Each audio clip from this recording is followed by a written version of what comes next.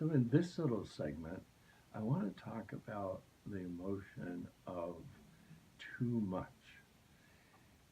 Uh, Psychologists call this emotion distress, anguish. Distress is the low level, anguish is the upper level.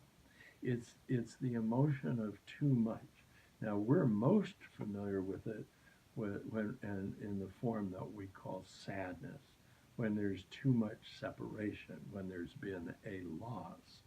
But the facial display of distress anguish is tears.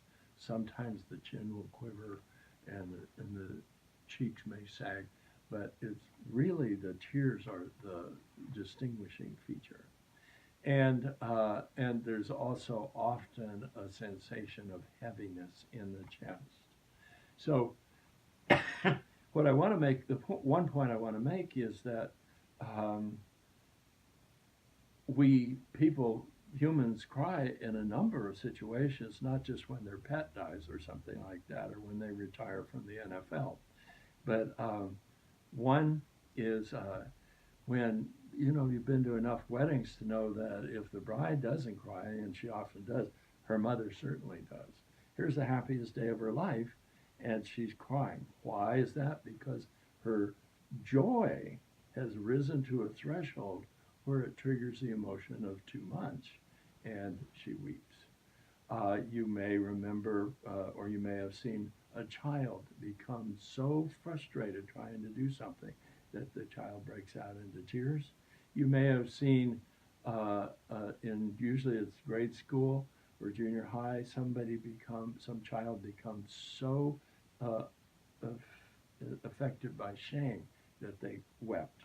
So it's not just loss, but working with clients, I ask them to tell me a time that they think they felt shame, pardon me, that they felt sadness. And usually we focus on um, the loss of a pet. Many people have had the experience of having to put down a dog or a cat.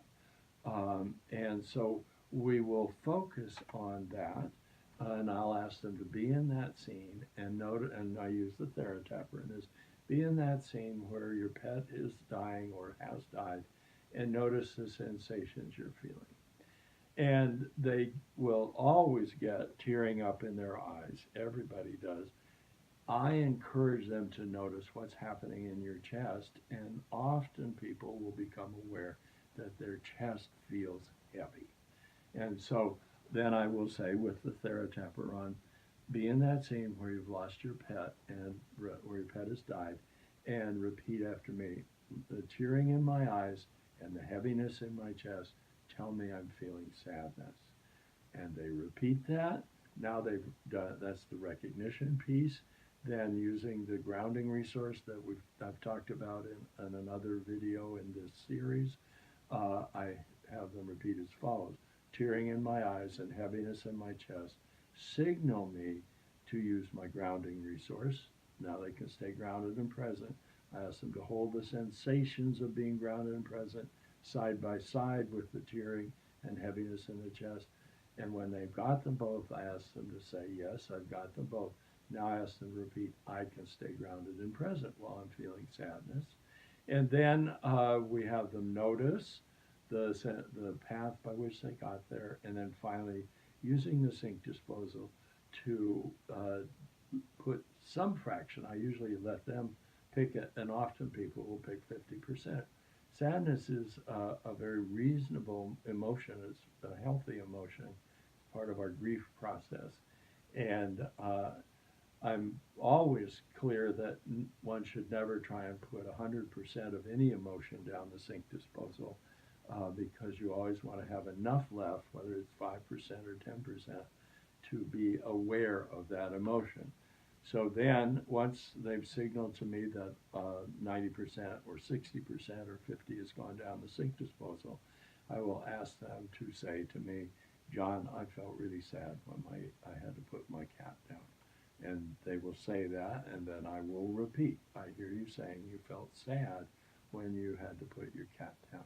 Do you feel heard? And the client will say, yes, I do. How was that for you? It's unique, they will often say. Hardly anybody notices that. Or they go, there, it's all right. And it's not all right. They feel sad. And so then I will ask them for other times they might have felt sad, and I will mirror each of those.